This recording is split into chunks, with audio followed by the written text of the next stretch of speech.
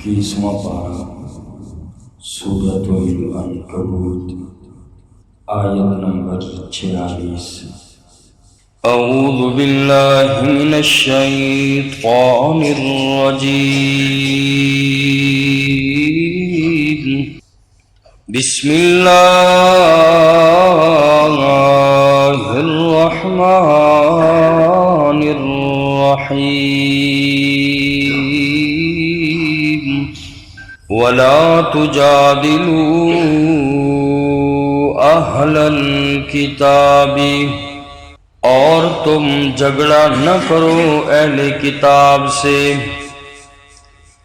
إِلَّا بِالَّتِي هِيَ أَحْسَنُ، مگر ایسے طریقے سے جو اچھا طریقہ ہو، إِلَّا الَّذِينَ ظَلَمُوا مِنْهُمْ، مگر ان میں سے ان لوگوں میں سے جنہوں نے ظلم کیا، وَقُولُوا آمَنَّا بِالَّذِي أُنزِلَ إِلَيْنَا،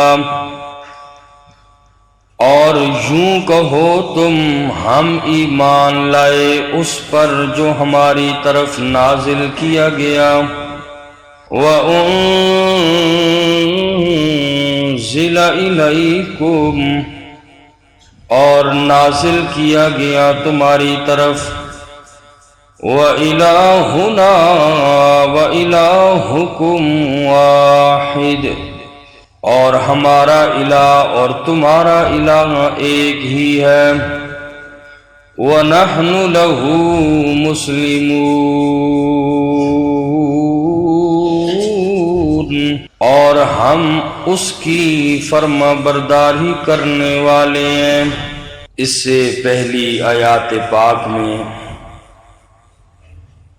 اللہ تبارک و تعالی نے کامیابی کے اصول بیان کیے، اور ان میں سے پہلی فرمائی کہ قرآن کی تلاوت ہے، اور پھر دوسرے نمبر پہ فرمایا کہ اقم الصلاۃ، نماز کو قائم کرو۔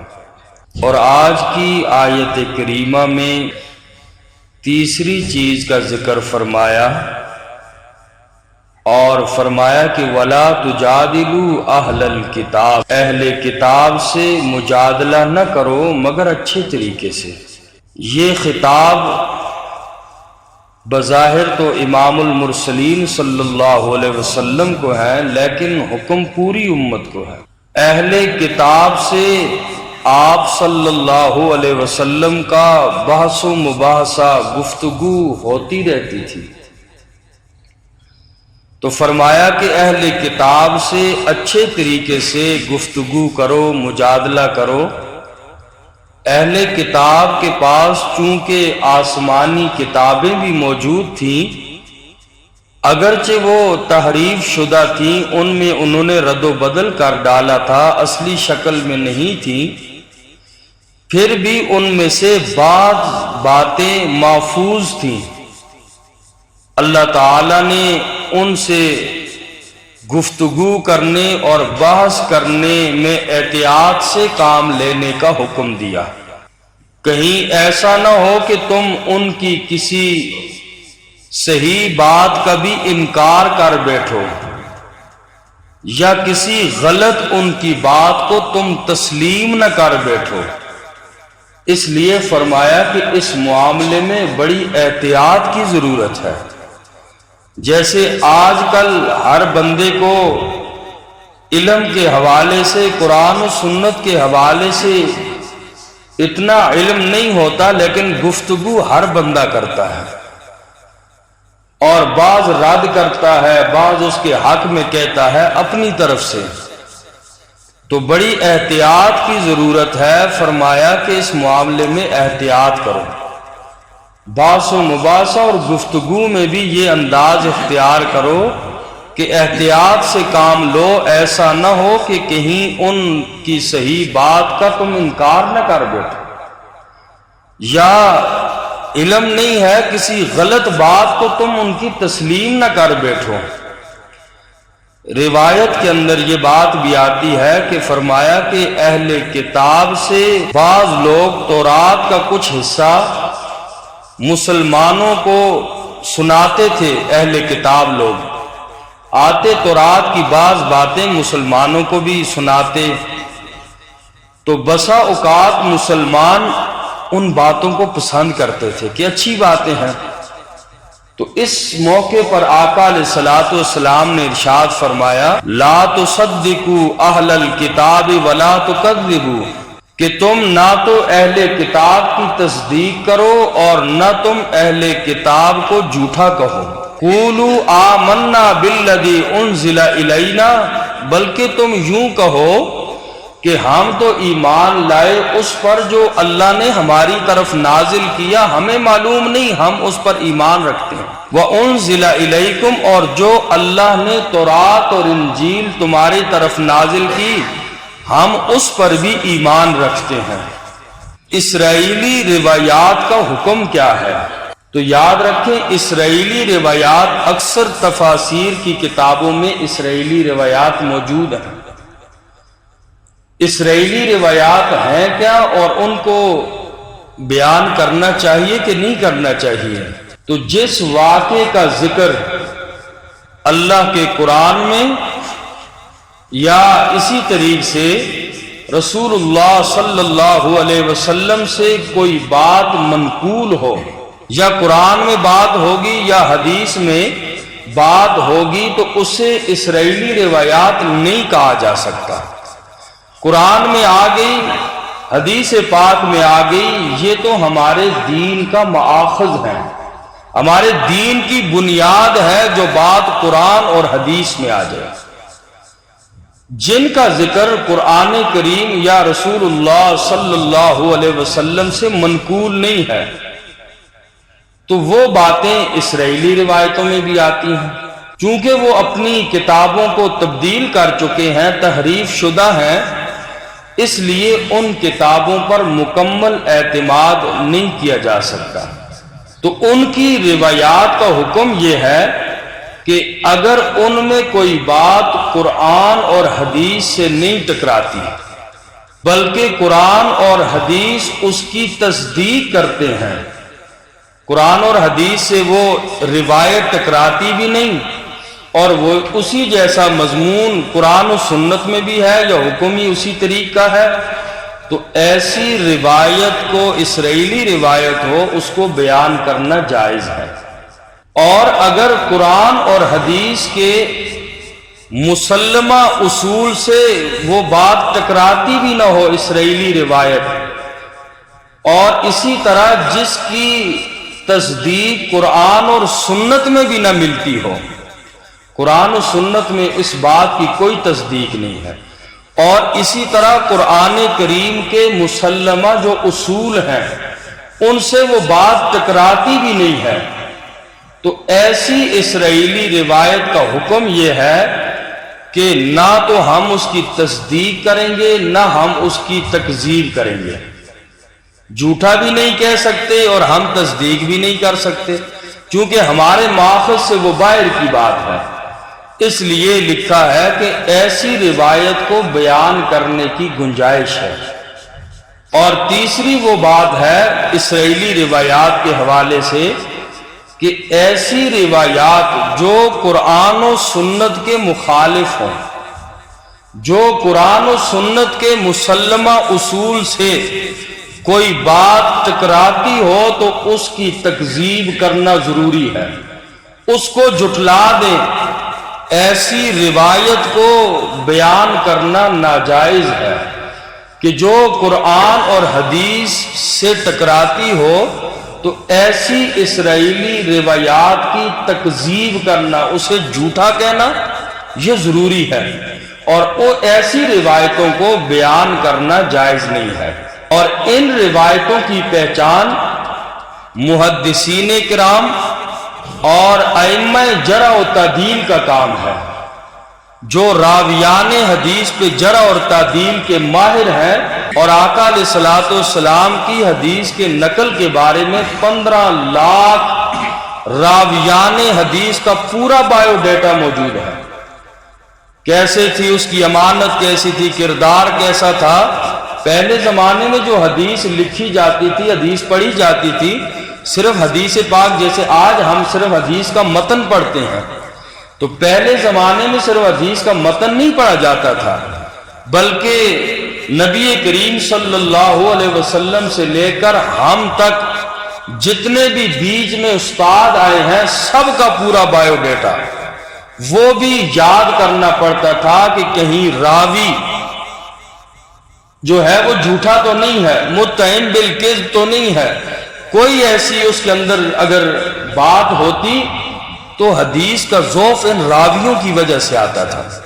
اور ہر استاد اپنے استاد سے جس سے بھی پڑھتا تو اس کا حوالہ نقل کرتا تھا کہ میں نے اپنے استاد سے پڑھی، انہوں نے فلاں سے، انہوں نے اپنے استاد سے، انہوں نے کس صحابی سے پڑھی۔ بیچ میں کہیں حدیث تو بیان ہوتی ہے کہ کہیں پہ صحابی کا بیچ میں واسطہ ہی نہیں ہوتا، آگے تک جاتی ہے تابعین تک، تابعین سے آگے واسطہ ہی نہیں ہے، کہیں پہ پہلے بیچ میں زمانے کے اندر بہت پایا جاتا ہے، اپنے استاد بیچ میں تبع تابعین کا نام ہی نہیں ہے، ڈائریکٹ صحابی سے، حالانکہ اس راوی کی ملاقات ہی نہیں ہوئی ہے صحابی سے۔ تو اس لیے حدیث پاک کے اندر اس وجہ سے ضعف آ جاتا ہے، کوئی حدیث مرسل ہو جاتی ہے، کوئی کیا، یہ اس حساب سے ہے۔ تو ان روایتوں کی پہچان محدثین کرام اور ائمہ جرح اور تعدیل، یہ ان لوگوں کا کام ہے، اور اللہ ان کو جزائے خیر دے، انہوں نے خوب کام کیا ہے۔ اور جو حدیث کے فن میں مہارت رکھتے ہیں وہی بتائیں گے کہ اس میں اسرائیلی روایت کون سی ہے اور صحیح روایت کون سی ہے، اور عوام اس حوالے سے ماہر اہل علم سے پوچھے حدیث پاک کو، صرف سننے سنانے پر بات نہ کی جائے۔ جیسے کہ ہمارا منگل کو حدیث پاک کا درس بھی ہوتا ہے، تو اس میں تقریباً 6-7 منگل ہمارا درس حدیث اسی بات پر رہا کہ وہ احادیث پاک، وہ روایتیں جو عام ہو چکی ہیں، ہم سنتے سنائے آئے ہیں، لیکن وہ ہیں بالکل من گھڑت، ان کا حدیث پاک سے کوئی واسطہ نہیں ہے، اور ہم بچپن سے وہی سنتے آ رہے ہیں، اور ابھی تک بعض ممبروں سے وہی بیان ہوتی ہیں۔ تو اس لیے حدیث پاک کے حوالے سے بڑی احتیاط کی ضرورت ہے روایتوں کے بارے میں۔ تو فرمایا کہ اہل کتاب سے جو تم مجادلہ کرو تو بڑی احتیاط سے کرو، ایسا نہ ہو کہ ان کی کسی صحیح بات کو تم غلط کہہ ڈالو، یا ان کے کسی غلط بات کو تم تسلیم کر بیٹھو تو نقصان تمہارا اپنا ہے۔ فرمایا وَلَا تُجَادِلُوا أَهْلَ الْكِتَابِ إِلَّا بِالَّتِي هِيَ أَحْسَنُ، اور تم مجادلہ نہ کرو اہل کتاب سے مگر ایسے طریقے سے جو اچھا ہو۔ إِلَّا الَّذِينَ ظَلَمُوا مِنْهُمْ، مگر وہ لوگ جنہوں نے ظلم کیا ان میں سے، ہاں اہل کتاب میں سے وہ لوگ جو حق درم لوگ ہیں، ضدی لوگ ہیں، ان کو اللہ نے فرمایا ظلموا، یہ لوگ ظالم ہیں، ان سے نرمی والا معاملہ نہیں کرنا۔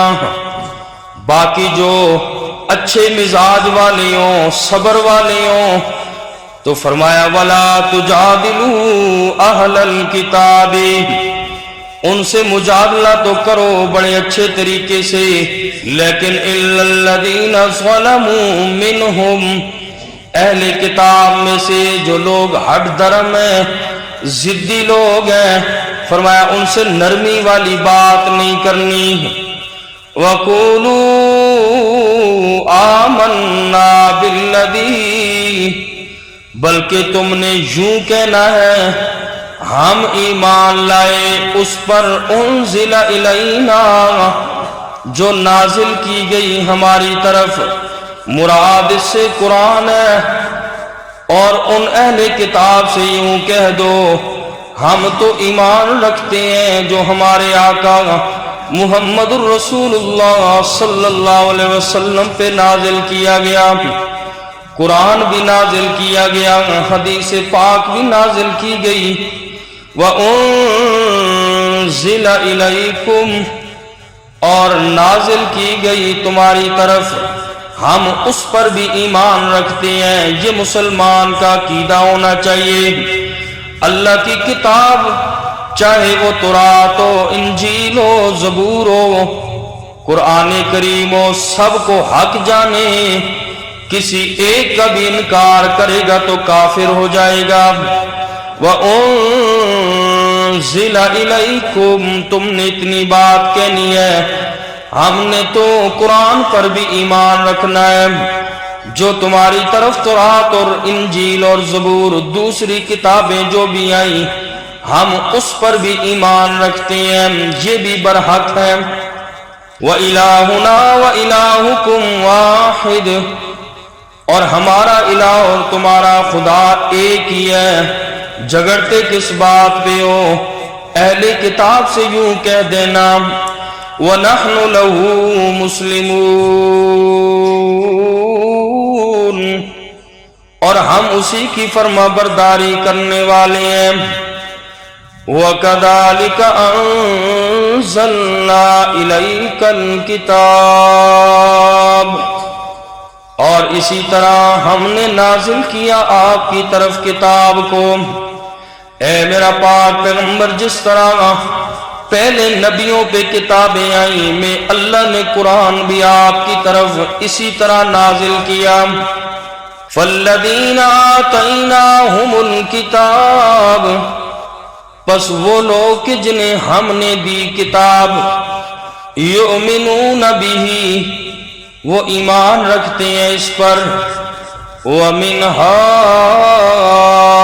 هَؤُلَاءِ، اور ان لوگوں میں سے بھی مَن یؤمن بہ، وہ ہیں جو ایمان لائے اس قرآن پر۔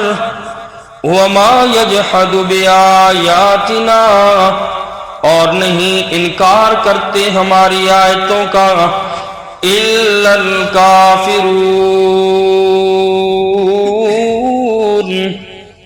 مگر کافر لوگ اللہ کے قرآن کی آیتوں کا انکار کرتے ہیں۔ فرمایا کہ جن لوگوں کو ہم نے کتاب دی، پہلی جو کتابیں آئیں اہل کتاب پر، فرمایا کہ ان لوگوں میں سے ایسے لوگ بھی ہیں کہ جو تورات اور انجیل والے ہیں، لیکن وہ اس قرآن کریم پر بھی ایمان رکھتے ہیں۔ سارے نہیں، بہت تھوڑے لوگ مسلمان ہوئے یہود و نصارہ میں۔ حضرت عبداللہ ابن سلام رضی اللہ تعالی عنہ، حضرت اسد رضی اللہ تعالی عنہ، حضرت اسید اور حضرت ثعلبہ، حضرت بن یامین رضی اللہ تعالی عنہم، یہ لوگ پہلے یہودی تھے اور بعد میں یہ لوگ مسلمان ہوئے۔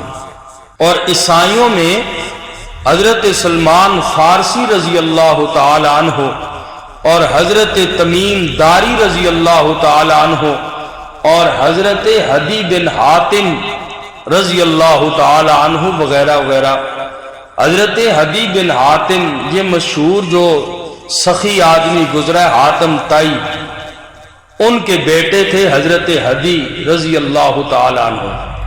یہ اصل میں عیسائی نہیں تھے۔ حضرت حدی رضی اللہ تعالی عنہ کے آباء و اجداد کا مشرکانہ عقیدہ تھا۔ جو مکے والے تھے ان کا بھی وہی عقیدہ اور نظریہ تھا، لیکن انہوں نے ایسا کیا کہ پھر عیسائیت کو قبول کر لیا تھا حضرت حدی بن حاتم نے۔ اور حضرت حدی بن حاتم رضی اللہ تعالی عنہ یہ عیسائیوں کے پادری رہے ہیں، بڑے پوپ اور پادری تھے حضرت حدی بن حاتم۔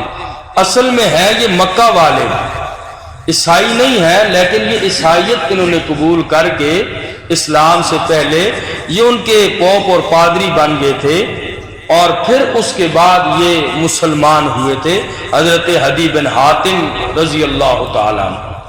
تو قرآن کریم نے بھی فرمایا کہ وَلَوْ آمَنَ أَهْلُ الْكِتَابِ لَكَانَ خَيْرًا لَهُمْ، اگر اہل کتاب یہود و نصارہ ایمان لاتے تو یہ ان کے حق میں بہتر تھا، بہت ہی اچھا تھا۔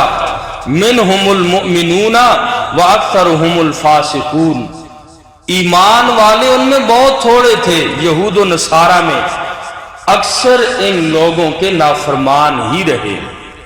حضور علیہ الصلوۃ والسلام کے زمانے میں بھی مدینہ پاک کے اطراف میں 10 بڑے یہودی عالم تھے، اور آقا علیہ الصلوۃ والسلام نے ارشاد فرمایا کہ اگر یہ سارے ایمان لے آئیں تو سارے یہودی مسلمان ہو جائیں، ایک بھی ان میں کوئی یہودی نہ رہے کہ اگر یہ یہودیوں کے 10 علماء مسلمان ہو جائیں۔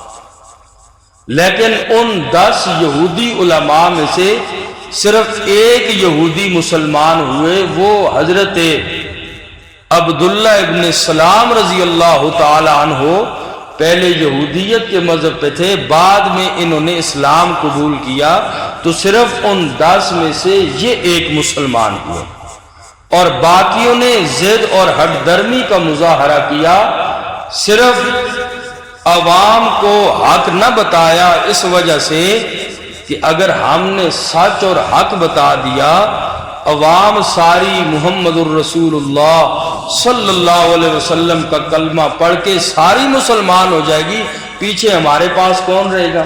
یہ جو نذرانے، یہ جو تورات کی وجہ سے تحریف کر کے لوگوں سے پیسے کماتے تھے، یہ قرآن کریم میں بڑی سخت تنبیہ علماء یہود کے لیے فرمائی۔ بھارت علماء یہود کا ذکر کیا، چاہے امت محمدیہ کے بھی علماء ہوں، قیامت تک آنے والا کوئی بھی ہو، یہ ساری تنبیہات ان کے لیے بھی۔ تو فرمایا ان کا مقصد صرف اپنے دین سے سمجھتے تھے حق ہے، اللہ کے نبی سچے ہیں، قرآن کریم سچا ہے، ایسے سمجھتے تھے کہ جیسے لوگ اپنی اولادوں کو جانتے ہیں، تو یہ اہل کتاب اسی طرح آقا علیہ السلام کو بھی پہچانتے تھے، لیکن ہٹ درمی اور دنیا کی لالچ کی وجہ سے یہ لوگ حق سے خود بھی محروم رہے اور اپنی عوام کو بھی جہالت کے اندر رکھا۔ اللہ مجھے اور آپ سب کو عمل کی توفیق۔